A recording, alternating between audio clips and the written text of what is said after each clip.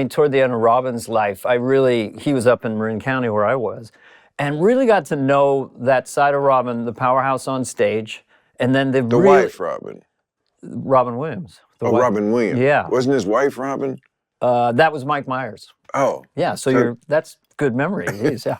But who are we talking about? Robin Williams. Oh, wow. Just another very sensitive guy. Like, you wouldn't use a certain kind of sarcasm around him, or you wouldn't look in the mirror and go, well, we're getting older. Yeah. He was just very sensitive, and I got to understand that side of him, and then we became good friends, and then... You did? With Robin? Because you're both San Francisco, right? I just couldn't... He was so intimidating to me, even, especially in the early days. He was there, my first set, Robin went on stage. What year were we talking about? We're talking 1976. 76? That's even before when I went on. 76, and I just saw a thing in the paper. I was living in a frontage road near San Francisco Airport with my brother and his roommate in a shithole, and we were just smoking weed and playing Risk, and I was taking a night class in San Francisco State, and I saw a thing in San Francisco Chronicle, local comedians over on Telegraph Avenue in Berkeley.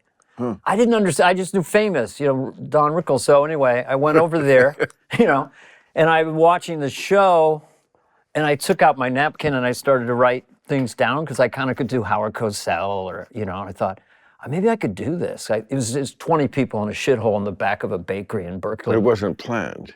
It was just spontaneous. Yeah, and I had a couple friends with me, and then this guy comes up and he just loads up the room. He just levitates the room. Robin. Yeah. And I put the napkin back in because I didn't know it was Robin. I thought maybe there's a lot of these guys. Just the idea, people went round and round about him, but at the end I just thought, okay, he created this character of a Shakespearean actor that's going to come out and try to do stand-up. And everything's going to be chaotic. Right. And there was a method to it, but it was sort of a brilliant creation because he was so worried. He kept apologizing to me, and I go, no, you didn't. No, he thought he stole stuff from me. Well, he was accused of stealing when he did Mork and Mindy. I know. He would admit to that, Well, okay. He could absorb anything, Right. But I've never seen anybody. He wasn't my favorite comedian, but I am kind of in awe of when I would see like a HBO special or something like there was just a level of excitement in the room the whole time he was on. Yeah. And the amount of laughs that are like tens, real thunderclap laughs that he would get close together. If I'm just looking at it numerically, he was a machine. Yeah.